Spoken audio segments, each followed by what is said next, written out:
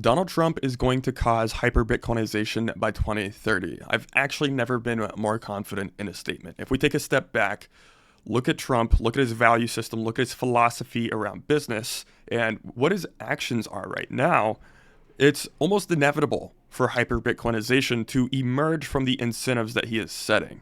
I think Donald Trump is very smart, actually. A lot of people don't give him credit there, and I think it's because he speaks at a very low level. So, if you read The Art of the Deal, you would know that Donald Trump is a man of incentives. He is all about incentive structures and setting up opportunities for people to fulfill the voids that he is creating. If you create the void and there's big opportunities in those voids, entrepreneurs will fill those voids and emergence of innovation will happen. If we look at what Donald Trump is doing right now with the tariffs, and also the big one is the freedom cities that he is incentivizing people to build. These freedom cities that Donald Trump is incentivizing people to build, they are completely tax-free, deregulated, and is incentivizing innovation with decentralized technologies, crypto, AI, manufacturing, and all of these good things. So he is putting a stick behind the tail of manufacturing in the adversarial places and incentivizing them to come here with this very beautiful thing of the freedom cities, right? So effectively a sovereign, decentralized, free city is what he's trying to incentivize people to come build instead of building within all of these legacy systems with a bunch of bureaucrats, a bunch of regulation, no freedom, in many cases becoming authoritarian countries, especially in China and stuff like that. He's trying to incentivize people to come back into the sovereign world, to come back into a place of autonomy and decentralization and not so many regulations. Giving people the power back is really what this entire administration is about, if you haven't noticed yet. And yes, I will say they're not perfect. Like, you can easily point at somebody in a place of power or a place of perceived power and say, all of my problems are blamed on you. But in actuality, there's more than one person to blame your own problems on. And that other person is probably yourself. But anyways, if we really look at what Donald Trump is doing here, we should ask, well, why would he even want to do this? Wouldn't he want to have like more government power, more all this because he is the president? Well, not necessarily. I do think Trump is definitely in the business of making him and his family very wealthy, but I think he wants to do that in a way that increases his status. And he's not going to increase his status by making things more authoritarian or more corrupt and making the US government worse, right? Or giving the US government more money. No, he gets status by increasing individual autonomy and making profit while he's doing that. So if he can increase people's autonomy and he does make money in the process, that's what he is actually incentivized to do, because it's going to increase his status the most amongst the current generations and the future generations, and it's also going to make him and his family it's going to put them in a good position, to say the least. So I think this is why he is actually forcing hyper-Bitcoinization, because if you look at what is happening right now with the tariffs, he is basically leveraging the short-term position of the US dollar. The US dollar currently reigns supreme. Not forever, obviously. We are dwindling as a nation like we have been for the past 80 years, ever since the nuclear age. We have had massive regulation, massive centralization, massive corruption within a lot of institutional bodies and within the federal government at large, and it's been causing slow and steady stagnation and slow collapse over almost a century now, which is kind of crazy to think about. So we've gone from this place of zero innovation, and he's trying to get us back to complete innovation, trying to usher in the golden age, and that would put him in the highest level of status possible for many centuries, potentially. I think that's what his actual goals are, and that's what he is incentivized to do due to the monkey biases of humans, right? He's just trying to satisfy his monkey desires, and his monkey desires incentivize him to do that. So if you really take a big step back and look at it, Trump wants hyper-Bitcoinization because he is in a position where he can cause hyper-Bitcoinization, and I'm quite sure his family probably has Bitcoin because it's a completely deregulated asset right now, and they probably have a lot of Bitcoin, and he wants to cause freedom and autonomy and innovation to come back to the West to out-accelerate China and cause decentralization while making his family rich in the process. So if you look at how he is leveraging tariffs, he realizes that the US, like I mentioned, is in decline. The US dollar reigns supreme right now, but temporarily it is also in decline. But leveraging the small amount of leverage that we have right now, we still have a lot of geopolitical leverage, but it's dwindling. Leveraging that leverage to try to get things to come back over here and build a decentralized network state, like a Bitcoin network almost, is pretty much what I think is his number one mission.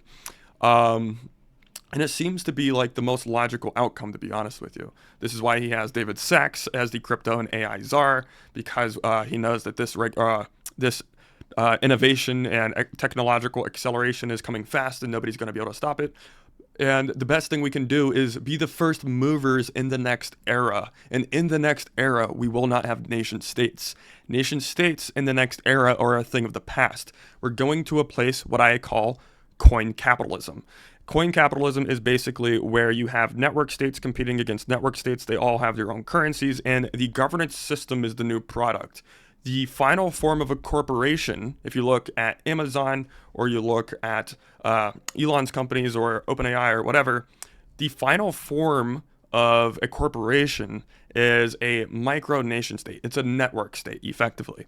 So if you look at energy, materials, intelligence, and labor, as soon as Elon or Sam Altman or whoever can manufacture and harvest energy, materials, intelligence, and labor, which are the irreducible first principles of civilization itself, and they have a community platform such as the X platform or the WorldCoin platform that is turning into a social media platform, or all of the platforms that like Meta has and Mark Zuckerberg have, like all of these people, all of the corporations are incentivized to build a network state.